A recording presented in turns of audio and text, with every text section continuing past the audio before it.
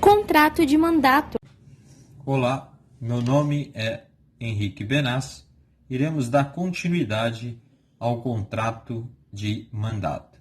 Nós paramos na classificação do contrato de mandato. Barbosa Moreira já dizia que nós podemos classificar determinado instituto jurídico de diversas formas, desde que a gente adote um determinado critério nessa classificação. E aí nós paramos, na sétima classificação do contrato de mandato. A sétima classificação do contrato de mandato é que o contrato de mandato ele é revogável ad nutum. O contrato de mandato é revogável a qualquer tempo. Eu posso revogar o contrato de mandato a qualquer tempo. Isso decorre, justamente da confiança, do caráter intuito personae do contrato de mandato. Veja, havendo quebra de confiança, não há o porquê eu manter, essa relação jurídica envolvendo o contrato de mandato. E aí nós vimos que o contrato de mandato, a princípio, ele é revogável. Ainda que exista uma cláusula de irrevogabilidade, ele poderá ser revogado? Sim. Mesmo havendo uma cláusula de irrevogabilidade, eu posso revogar contrato de mandato. A única coisa é que, obviamente, se o mandante revogar o contrato de mandato com cláusula de irrevogabilidade, isso vai gerar perdas e danos. Isso vai gerar perdas e danos. Nesse caso, o mandante pagará perdas e danos ao mandatário. É o que prevê o artigo 683 do Código Civil. Quando ele fala que o mandato pode constar cláusula de irrevogabilidade, ali nós estamos diante de uma falsa causa de irrevogabilidade do contrato de mandato. No entanto, nós temos duas situações, em que realmente o contrato de mandato é irrevogável. O contrato de mandato nessas duas situações são irrevogáveis. A primeira hipótese é a do mandato in rei suam.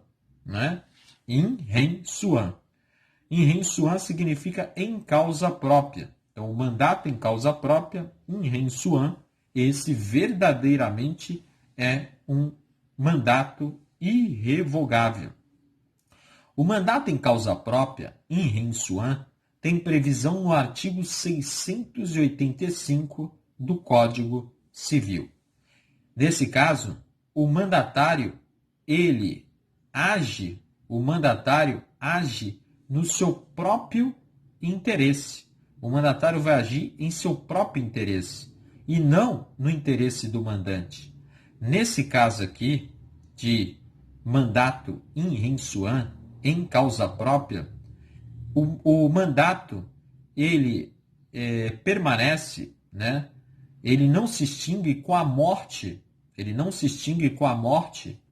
do mandante, ele não se extingue com a morte e incapacidade do mandante. No mandato in rem suam, em causa própria, dispensa prestação de contas, não se extingue pelo decurso do tempo,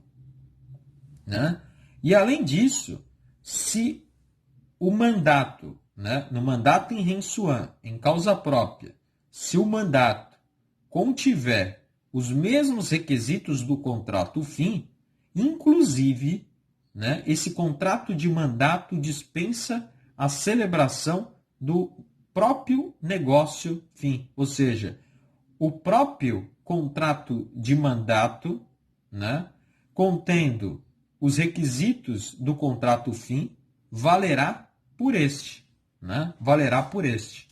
Então, essa é a primeira hipótese de mandato, né, irrevogável, de verdadeira hipótese de irrevogabilidade do mandato. É o mandato in rem em causa própria, artigo 685 do Código Civil.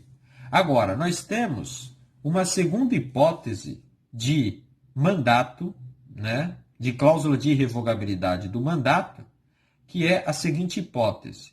É a hipótese em que no mandato existe uma cláusula de irrevogabilidade como condição de um negócio jurídico bilateral e que foi feito no interesse exclusivo, né, do mandatário. E que foi feito no interesse exclusivo do mandatário. É a regra prevista no artigo 684 do Código Civil.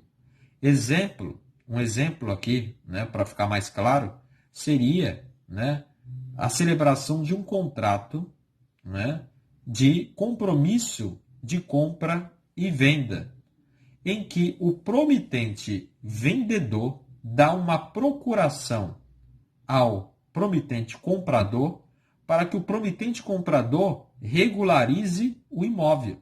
Veja, regularizar imóvel, né, é necessário para que haja o registro e a transferência da propriedade. Então, regularizar o imóvel é, sem dúvida nenhuma, de interesse do mandatário, que no caso aqui é o promitente comprador. Então, nesse caso, não seria possível revogar o mandato. Então, repito, a segunda hipótese de irrevogabilidade do mandato é aquele mandato em que consta uma cláusula de irrevogabilidade com uma condição de um negócio jurídico bilateral e que foi feito no interesse exclusivo do mandatário. Bom, vamos trabalhar agora, né? Além disso, nós vamos trabalhar, né, com a capacidade para ser mandante. Capacidade para ser mandante. A primeira coisa que nós temos que saber é que o mandante pode ser pessoa capaz ou incapaz. O mandante pode ser uma pessoa capaz ou incapaz.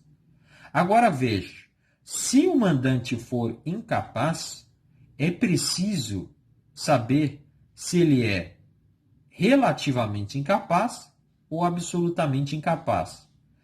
Se ele for relativamente incapaz, né? Se ele for relativamente incapaz, o que acontece?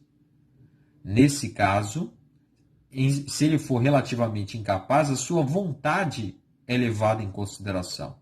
E se a vontade dele é levada em consideração, nesse caso, o mandato necessariamente deverá ser feito por instrumento público. Situação, né, diversa é aquela que envolve o mandante como sendo um absolutamente incapaz. Porque se o mandante for um absolutamente incapaz, como a vontade do mandante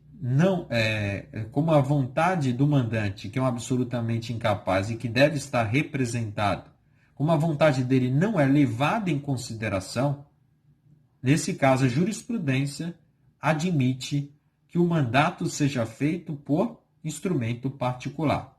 Então veja, o mandante pode ser pessoa capaz e incapaz. Se o mandante for pessoa capaz, o mandato pode ser feito por instrumento público e também pode ser feito por instrumento particular. Agora, o mandante pode ser um incapaz. E se ele for incapaz, obviamente, ele deverá, né, ser representado ou deve ser assistido pelos pais. E aí vimos que, em se tratando de mandante absolutamente incapaz, como a sua vontade não é levada em consideração, nesse caso só leva em consideração a vontade do representante, a jurisprudência admite que seja feito por instrumento particular. Agora, no caso de mandante relativamente incapaz, nesse caso, como a sua vontade é levada em consideração, ele é apenas assistido pelos pais, nesse caso, o mandato tem que ser feito por instrumento, deve ser celebrado por instrumento público. Lembrando que o mandato judicial, aquele mandato ad judicia, dispensa escritura pública em qualquer caso, em todos os casos. Aqui pouco importa, né, se a pessoa é incapaz ou capaz, se é absolutamente incapaz ou relativamente incapaz. O segundo ponto diz respeito ao quê? A capacidade para ser mandatário. Veja, o relativamente incapaz, que é o maior de 16 anos, ele pode ser mandatário. Acontece que os atos praticados pelo mandatário relativamente incapaz vinculam, né? Esses atos vão vincular o mandante. O mandante assume os riscos. É o que está previsto no artigo 666 do Código Civil. Além disso, né, o contrato de mandato é um contrato meio, é um contrato preparatório. Ele é feito para, no futuro, celebrar um contrato fim. E esse contrato fim deve envolver um negócio jurídico lícito.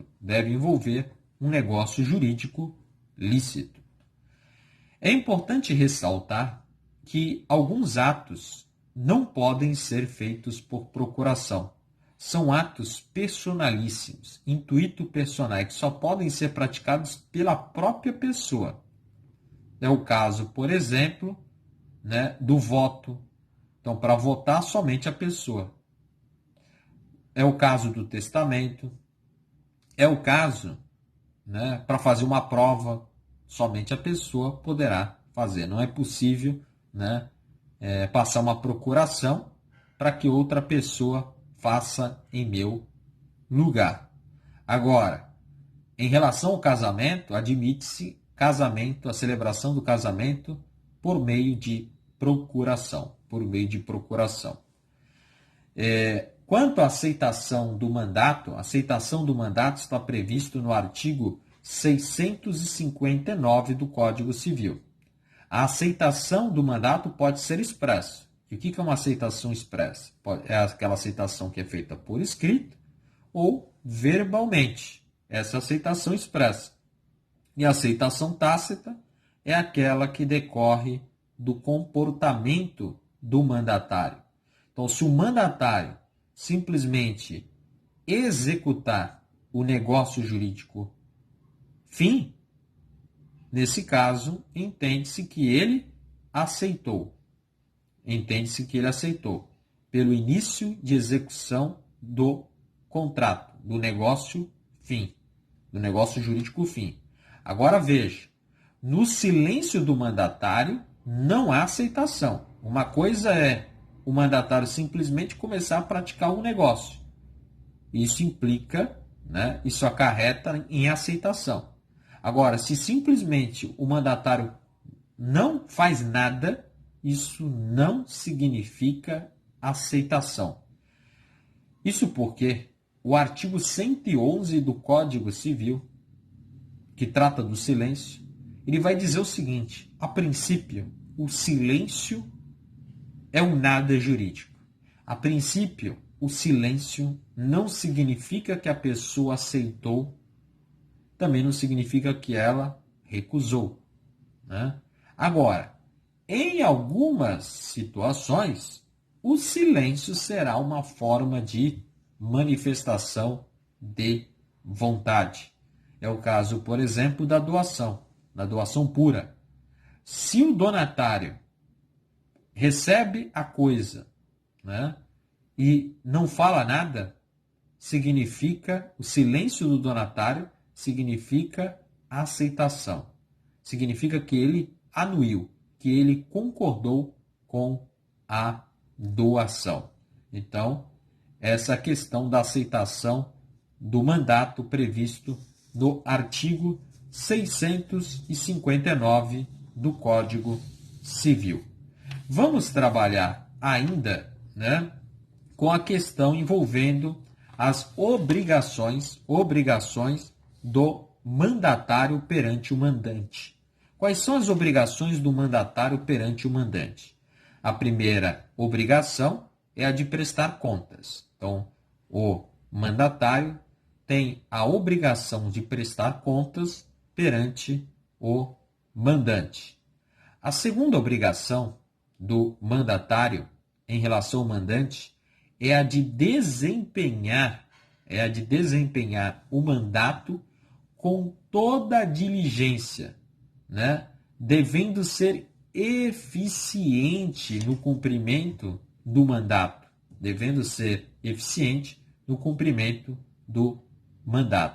de modo que o mandatário deverá seguir as instruções e os poderes dados pelo mandante.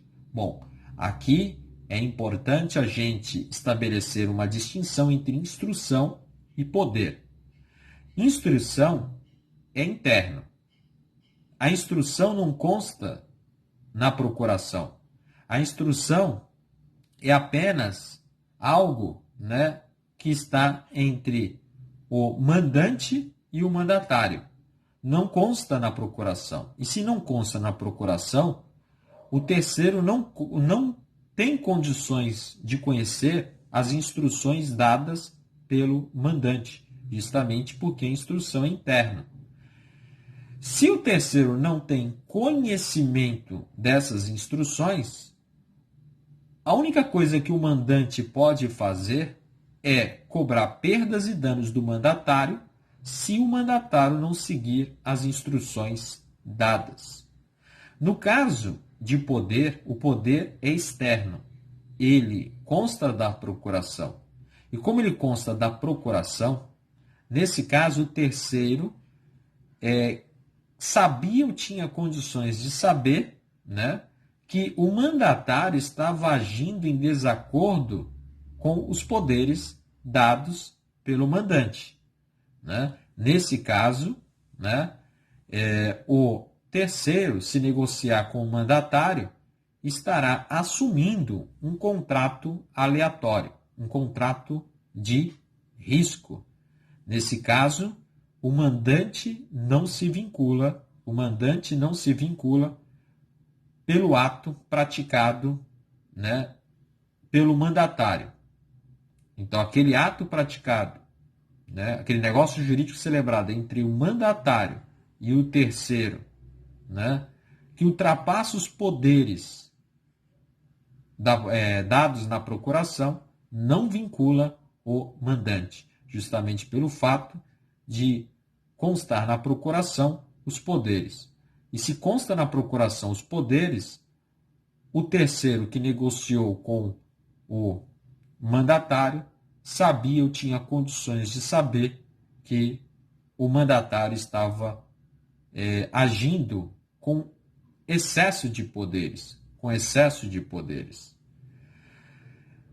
Além disso, né, nós temos a questão da obrigação do mandatário em relação ao terceiro. Qual que é a obrigação do mandatário em relação ao terceiro? Bom, o terceiro poderá exigir do mandatário que apresente a procuração. Trata-se de um direito do terceiro que irá negociar com o mandatário, justamente para saber se o mandante, né, justamente para saber se o mandatário tinha ou não poderes para, né, agir, né, em nome do mandante. É o que prevê o artigo 118 do Código Civil, né, que trata desse dever. Uma outra coisa que é importante a gente trabalhar é com a classificação do mandato. O mandato pode ser geral, e aí, nós encontramos previsão nos artigos 660 e 661 do Código Civil, né? O mandato geral só serve para a administração em geral, poderes de administração, portanto, são poderes limitados, e temos o mandato especial. O mandato especial é para o quê? Realizar certos atos. Atos que ultrapassam a mera administração, né? A administração em geral. Por exemplo, para alienar, para hipotecar, para transigir, é necessário o quê? Mandato especial. É necessário mandato especial. Inclusive, a procuração deverá constar de poderes expressos e especiais. O que vem a ser o poder expresso? O poder expresso significa é preciso determinar o poder. É preciso determinar o poder. E especial significa que é preciso discriminar os bens que serão negociados. Então, na procuração envolvendo o mandato especial, tem que se especificar, né, quais são os poderes do mandatário e tem que especificar, né, quais são os negócios que o mandatário poderá fazer. Por isso que se fala que na procuração deve-se conferir poderes expressos, determinando os poderes, e especiais, discriminando os bens que serão negociados. Bom, uma outra coisa que nós temos que falar diz respeito à procuração. Veja, é importante a gente falar sobre procuração porque, embora a procuração seja um instrumento da representação e não do mandato, é importante a gente trabalhar aqui com o Instituto da Procuração, porque normalmente, né, o contrato de mandato vem acompanhado de uma representação, justamente pelo fato de, normalmente, o mandatário, né, atuar em nome e no interesse do mandante. Bom, quais são os requisitos da procuração? Nós vimos que a procuração é um instrumento da representação e os requisitos estão previstos no artigo 654, parágrafo 1º do Código Civil. Na procuração deve constar, segundo o artigo 654, parágrafo 1º, o lugar onde foi passada a procuração, a data em que foi outorgada a procuração, a qualificação tanto do mandante quanto do mandatário, e também tem que haver a indicação dos poderes. Aqui cabe fazer uma observação. Nem sempre a procuração terá um prazo de duração. Nem sempre a procuração tem um prazo de duração. Nesse caso, veja, a procuração não perde os seus efeitos, né, se não houver fixação de prazo. Não havendo fixação de prazo na procuração, ela não perde os seus efeitos. Uma outra questão atinente à procuração diz respeito ao reconhecimento de firma. A princípio, não se exige reconhecimento de firma, né, na procuração. Entretanto, o destinatário dessa procuração poderá exigir reconhecimento de firma. Por exemplo, é o caso do Detran. Às vezes, normalmente ele exige reconhecimento de firma. Isso está previsto no artigo 654, parágrafo 2º do Código Civil. Agora, em relação à procuração, né, dada, né, no âmbito de uma ação judicial, a procuração ad judicia, nesse caso, é dispensado, né, o reconhecimento de firma. É dispensado o reconhecimento de firma. Já que nós estamos falando de procuração, é oportuno aqui trabalharmos com a chamada procuração coletiva. A procuração coletiva é aquela que envolve 2 ou mais procuradores. E veja, na procuração coletiva, há uma presunção de que os procuradores têm os mesmos poderes e que eles podem agir sozinhos. Essa procuração coletiva é muito comum na procuração ad judicia.